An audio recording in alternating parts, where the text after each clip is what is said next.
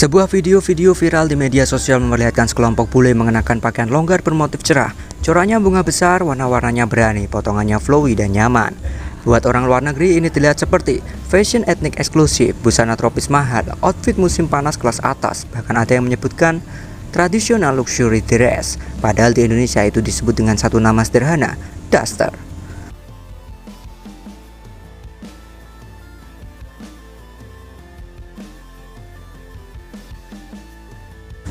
Baju sejuta umat, baju yang ada di hampir setiap rumah, baju andalan emak-emak dari pagi sampai malam.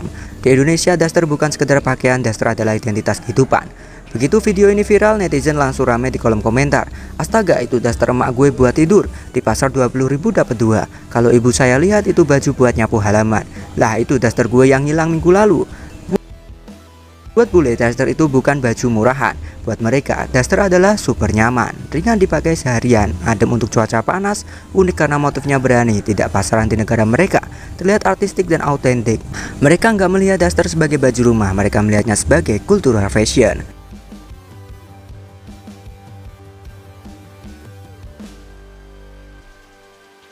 Dan ironisnya, justru orang luar yang lebih dulu mengapresiasi apa yang kita anggap biasa.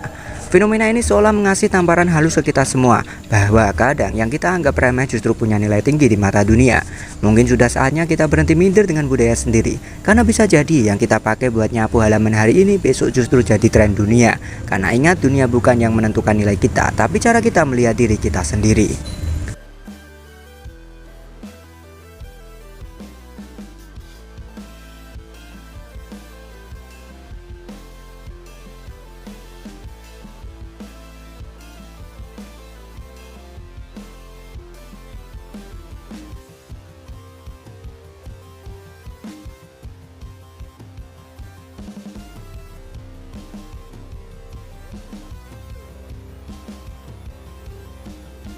Pengrajin daster Indonesia makin kebanjiran pesanan ekspor. Dalam beberapa bulan terakhir, para pengrajin daster di berbagai daerah Indonesia mengaku mengalami peningkatan pesanan yang signifikan, bukan hanya dari pembeli lokal tapi juga dari luar negeri. Fenomena ini diduga kuat dipicu oleh efek viral media sosial, di mana banyak bule membagikan video mereka memakai daster, memuji kenyamanannya, bahkan menyebutnya sebagai pakaian tropis paling nyaman yang pernah mereka pakai.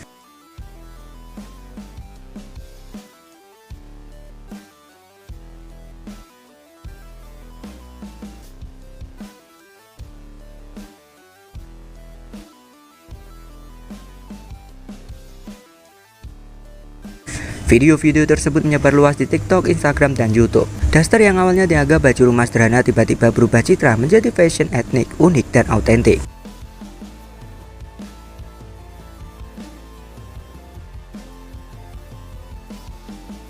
Sejumlah pengrajin rumahan kini mulai kewalahan memenuhi pesanan. Yang biasanya produksi puluhan potong per hari kini harus menambah tenaga kerja karena pesanan datang ratusan hingga ribuan. Ada yang menerima order dari Singapura, Malaysia, Australia, Jepang, bahkan Eropa dan Amerika. Bagi para pengrajin kecil, ini bukan sekedar peningkatan omset, tapi perubahan hidup nyata. Fenomena ini juga terasa kuat di berbagai pusat oleh-oleh daerah wisata. Di Bali, Yogyakarta, Lombok, Bandung, hingga berbagai kota wisata lainnya, daster kini menjadi salah satu produk paling cepat habis dibeli turis asing.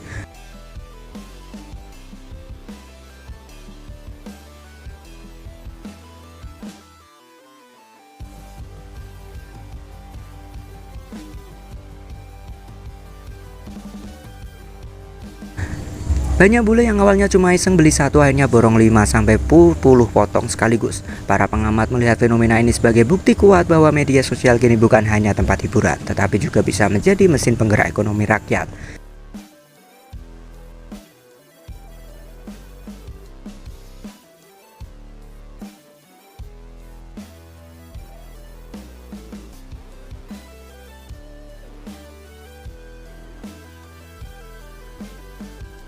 Tanpa iklan besar, tanpa brand mahal, tanpa selebriti, cukup dengan bule yang jujur memuji kenyamanan daster, pasarnya langsung terbuka lebar.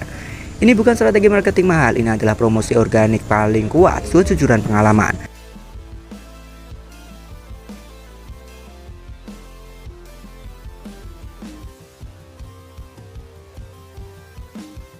Fenomena daster mendunia ini juga membuka mata banyak pihak bahwa produk lokal Indonesia sebenarnya punya potensi besar di pasar global. Bukan karena kita meniru luar negeri, justru karena kita autentik. Daster tidak dibuat untuk gaya-gayaan, daster lahir dari kebutuhan rakyat, nyaman, sederhana, jujur, fungsional, dan justru karena itulah dunia mulai tertarik.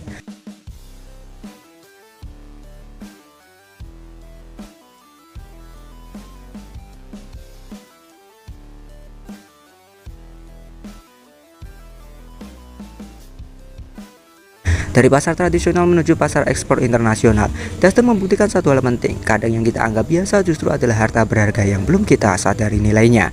Jadi menurut kalian gimana nih dengan daster yang kembali viral, gengs? Yuk berikan pendapat kalian di kolom komentar.